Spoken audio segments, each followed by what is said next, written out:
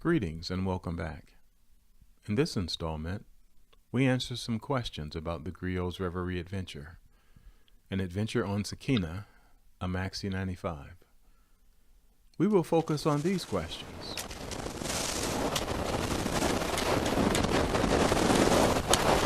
Still on a close reach.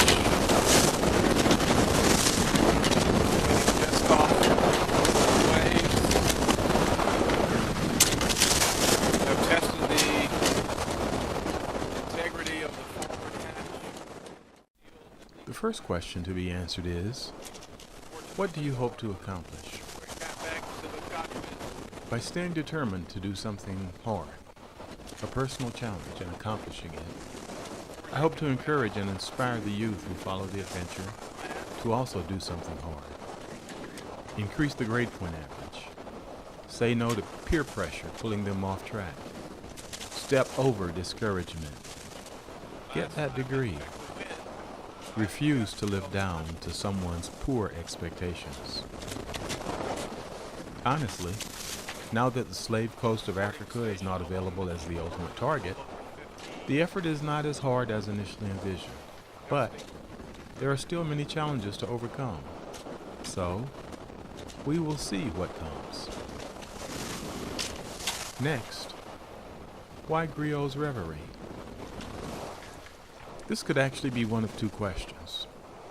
Why is the adventure named Griot's Reverie? Or, why am I doing the Griot's Reverie adventure? I will try to give an answer that satisfies both forms of this question. I am essentially the son of a griot, unofficially. My father knew the history of our family as well as many other families. While his knowledge did not penetrate the dark veil of slavery, he was able to recount this history in detail for hours. People drove hundreds of miles to talk to him and query him about some facet of history. If he had had a griot to draw from, the results would have been incredible. If he were born in Africa under that tradition, I have little doubt that he would have been chosen to carry the stick of history, and he would have done it well. Completely unlike him, I do not have a griot's vast store of data. In fact, I have always leaked knowledge at an alarming rate. However, I can envision the aged griot who remained on the shore of Africa, who then had to remember the great taking away of his people and the wars that caused it. Having a glimmer of hope of sails someday rising above the horizon, bringing someone back from the unknown. And in that hope, he could be pleasantly lost in his reflections, unloosing at least for a moment the heavy burden of the memories of all of the painful moments of captivity, suffering, and death.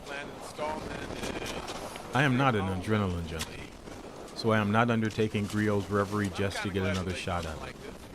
I am an explorer, so I look forward to discovering people and places. Yes, I do hope to have fun and see some beautiful places and things, but I hope to meet some beautiful people with which I can laugh and weep. Record them as they share their stories, become a part of them, and share them with those who might follow along to help them make these stories their stories as well.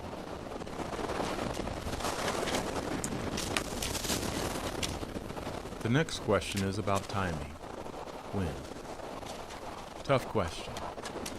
Oh, to be doing it now. But I have some important commitments to fulfill. At the same time, there is a strong press to launch out.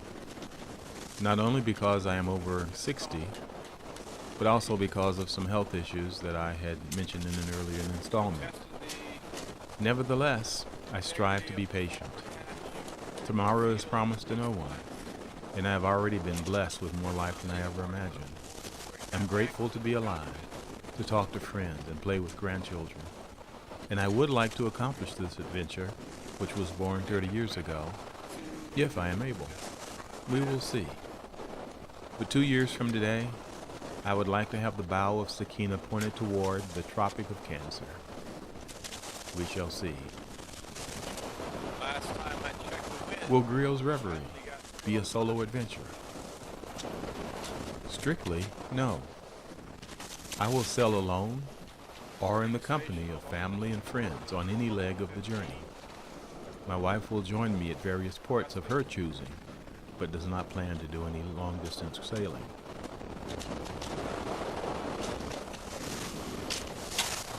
When do we see you in the videos? Actually, you've already seen more of me than I had planned. For example, in part 3 of the Updates and Upgrades installment, during the autopilot testing clip. As much as possible, the plan is to maintain the first-person perspective, because the focus is the trip, not me. So only an occasional hand or foot should make it into a shot. Or when I bump the camera, after framing a shot when wearing a head mount, perhaps a glancing view of the forehead.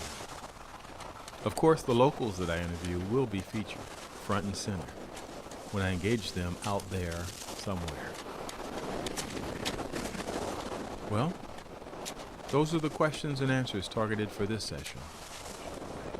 By the way, regarding updates, as I feared, I have mentally shut down with the weather transition, so no update work has been initiated. But I have started to select and accumulate pieces and parts. Plus, I yet have some things to repair or replace as part of the regular upkeep, so things are not looking good for updates this winter. Eventually, the juices will begin to flow, perhaps after the thaw, to follow the first heavy snow. I'm not sure about creating installments about the update work, so there might be a drought of video until spring. In the next installment, the tentative trip plan will be reviewed, but please remember, the details are still very dynamic. Thanks for watching. By the way, what are you doing with your freedom? I'm kind of glad the lake wasn't like this for the trip home. 140 nautical miles of this for the first time ever.